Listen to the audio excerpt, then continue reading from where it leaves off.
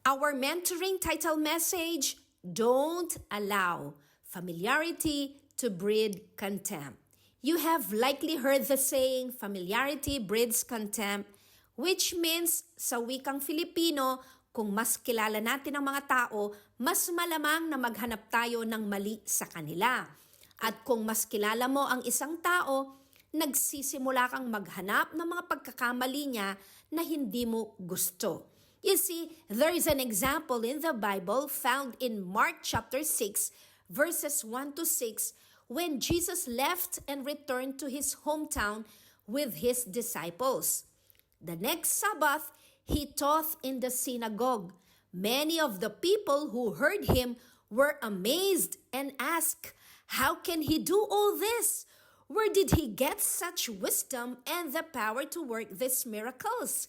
Isn't he the carpenter, the son of Mary? Aren't James, Joseph, Judas, and Simon his brothers? Don't his sisters still live here in our town?" The people were upset because of what he was doing. But Jesus said, "Prophets are honored by everyone, except the people of their hometown and their relatives and their own family." You see, Jesus could not work any miracles there except to heal a few sick people by placing his hands on them. He was surprised that the people did not have any faith.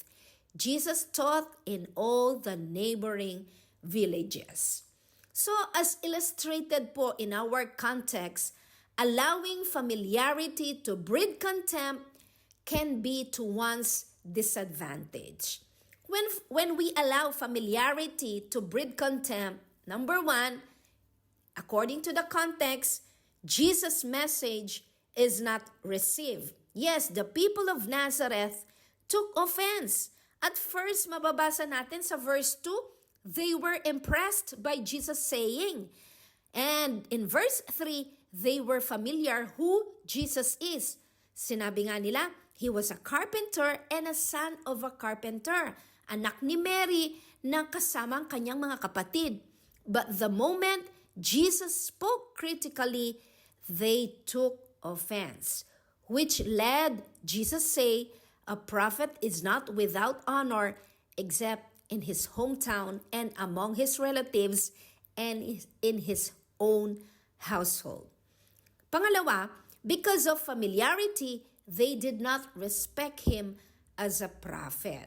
Many of us, we might be guilty of this same. You see, we can easily develop familiarity today kung hindi po natin babantayan ang ating pong mga puso. Kanino? With those pastors teaching the Word of God.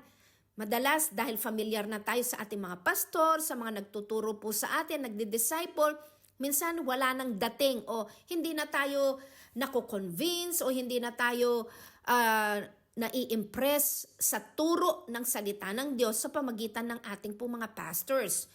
Much worse with the message of the Word of God itself. May mga nagsasabi, ay marami ko ng beses narinig yan o hindi pa nga nagsisimula minsan ng preaching, sinasabi mo na sa iyong kaisipan, ay alam ko na yan. Maraming beses ko nang narinig yan. Ano po? So don't allow our familiarity to breed contempt.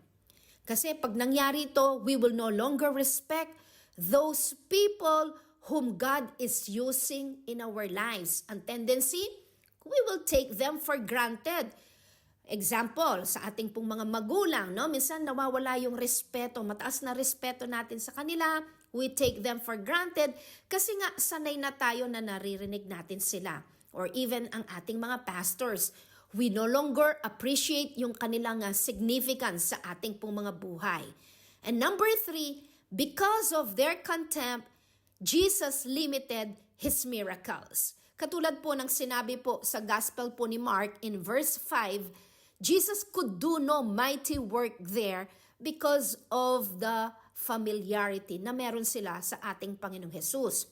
Actually, even in Matthew chapter 13 verse 58, it says, "And because the people did not have any faith, Jesus did not work many miracles there."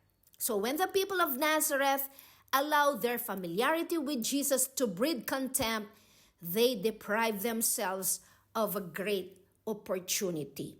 In the same manner, as people of God, as disciples of our Lord Jesus Christ, let us not allow or develop familiarity and contempt towards our parents, towards our spiritual mentors, our pastors, our care group leaders, and most especially, let us not allow familiarity to breed contempt towards spiritual matters such as the Word of God, prayer, fasting, attending worship services, giving of our tithes and offering, fellowship with other brethren, discipleship, our communion, remembering what the Lord has done at the cross of Calvary, and then doing the Great Commission, that is winning souls and making disciples. Let us learn to value and observe with high respect ang ating Panginoong Hesukristo, ang kanyang mga salita,